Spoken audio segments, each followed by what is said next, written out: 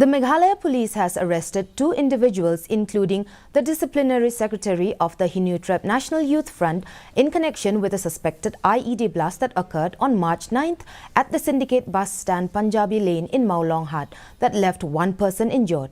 The two arrested persons have been identified as Ibakordor Nongplu, a 26-year-old resident of West Jaintia Hills, and Tarpon Lamba, a 58-year-old resident of West Jaintia Hills.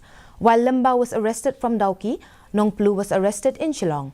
Speaking to the media, East Khasi Hills Superintendent of Police Rituraj Ravi informed that the investigation is ongoing to uncover the involvement of the other individuals and their motive.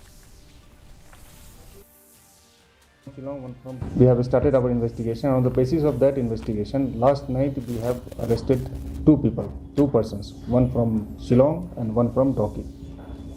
Both are in our custody and are being produced to court today.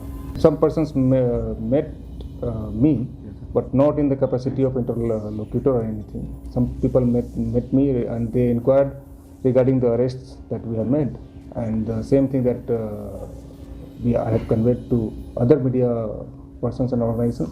Same thing we have conveyed to them also.